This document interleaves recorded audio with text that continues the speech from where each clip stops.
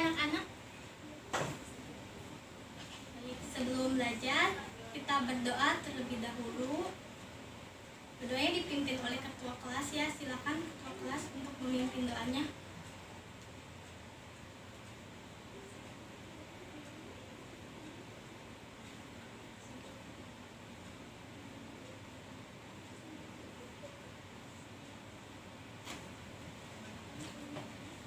Sebelum kita belajar, kita akan menyanyikan salah satu lagu nasional, yaitu Garuda Pancasila. Sudah siap ya? Kita mulai. Garuda Pancasila, akulah pendukungmu, patriot proklamasi, sedia berkorban untukmu. Pancasila dasar negara, rakyat adil, makmur sentosa, pribadi bangsaku. Ayo maju, maju, ayo maju, maju, ayo maju, maju. Oke, selanjutnya Ibu akan mengabsensi dulu ya. Aang,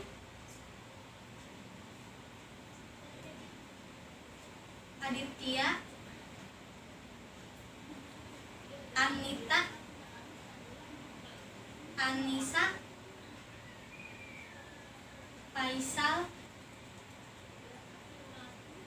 Gina, Keisha,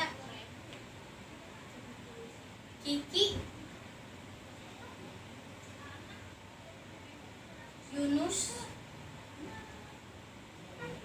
Yoga, Yogi, Zaskia. Zaskia kenapa? Sakit? Kita doakan semoga Zaskia lekas sembuh dan kita selalu diberikan kesehatan oleh Allah Subhanahu wa Ta'ala.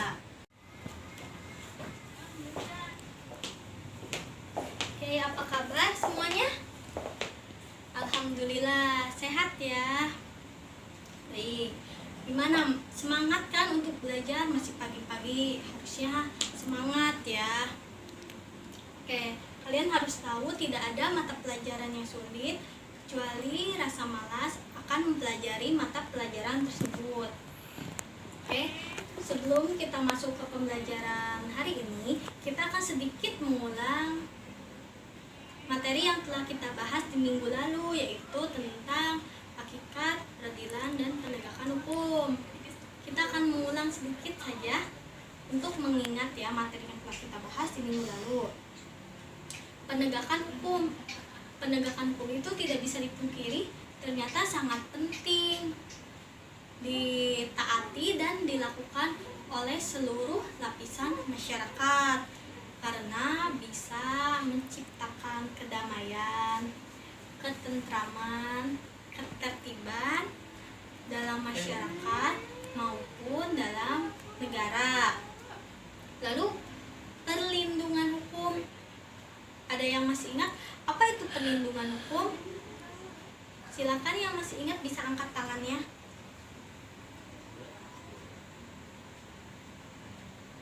Ya, perlindungan hukum adalah segala upaya yang dilakukan oleh penegak hukum untuk melindungi hak-hak dari subjek hukum agar hak-hak tersebut tidak dilanggar. Oke, kita masuk ke materi hari ini, yaitu peran lembaga dalam menjamin keadilan dan kedamaian. Oke, tujuan kita mempelajari ini yaitu agar kalian bisa menganalisa, menjelaskan, dan mengetahui apa saja peran-peran lembaga hukum di sini itu apa gitu.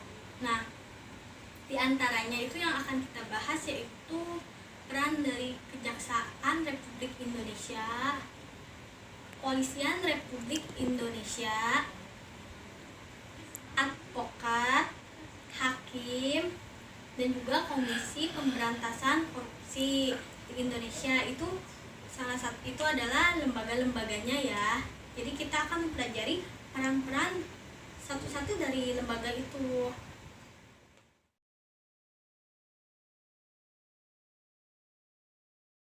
Kita telah selesai ya mempresentasikan tentang peran lembaga ya. Jadi juga tiap kelompok telah mendapatkan masing-masing poin ya dari hasil presentasi kalian hari ini ya. Jadi langsung mendapatkan poinnya. Oke.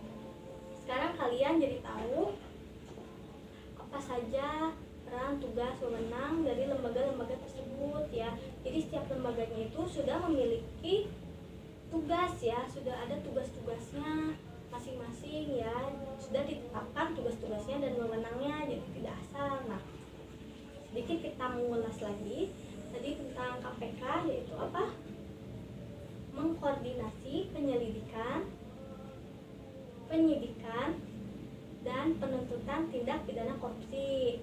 Lalu menetapkan sistem pelaporan dalam kegiatan pemberantasan tindak pidana korupsi, itu adalah dari Komisi Pemberantasan Korupsi.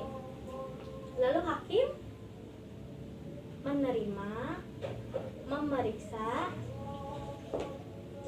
dan menyelidiki serta menyelesaikan perkara yang diberikan kepadanya. Itu adalah tugasnya hakim ya, hakim yang menyelesaikan. Nah, lalu advokat membuat dan mengajukan gugatan, jawaban, tangkisan, sangkalan, memberi pembuktian, mendesak segera disidangkan ya atas putuskan perkaranya itu, lalu membantu hakim dalam mencari kebenaran ya.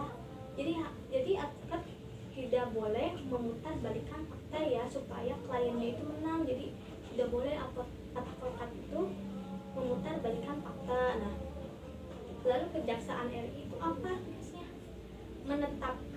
Penetapan hakim dan putusan pengadilan, lalu melakukan penuntutan, melakukan pengawasan terhadap pelaksanaan putusan pidana. Nah, yang terakhir itu Kepolisian Republik Indonesia.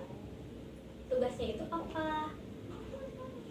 Ya betul, mengatur lalu lintas di jalan ya, itu biasanya. Lalu memberi keamanan ya, memberantas korupsi,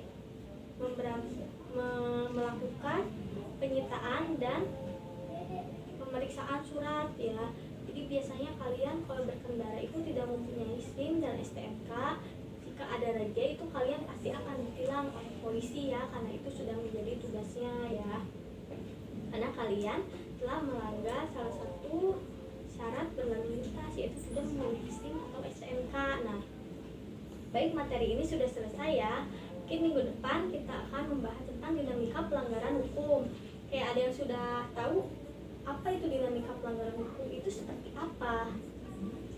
Silakan, ada yang tahu? Ya, dinamika pelanggaran hukum itu seperti contoh perilaku yang melanggar hukum ya, dan ada sanksinya. Sanksinya itu bisa dilihat dari kehidupan sehari-hari. Jadi setiap perbuatan yang dilanggar itu ya sudah ada sanksi-sanksinya, sudah ditetapkan sanksi-sanksinya di situ. Seperti contoh itu melanggar tata tertib sekolah. Melanggar tata tertib sekolah itu apa? Banyak ya. Misalkan bolos, itu sudah ada sanksinya pasti ya oleh guru. Lalu tawuran. Tawuran itu biasanya ditangani oleh guru BK. Dia biasanya diberi surat peringatan dulu oleh guru BK jika dia terbukti melakukan tawuran. Lalu ada melanggar tata tertib berlalu lintas. Nah, lagi ya, ada lagi nih.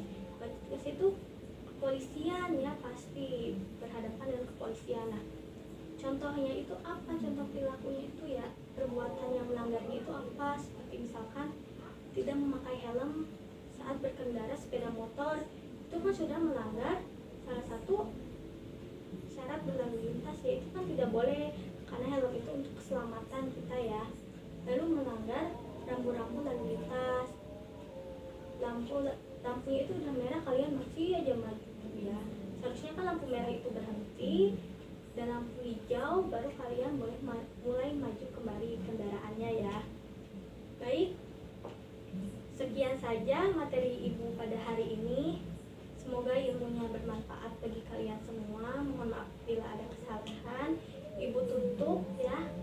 Wassalamualaikum warahmatullahi wabarakatuh.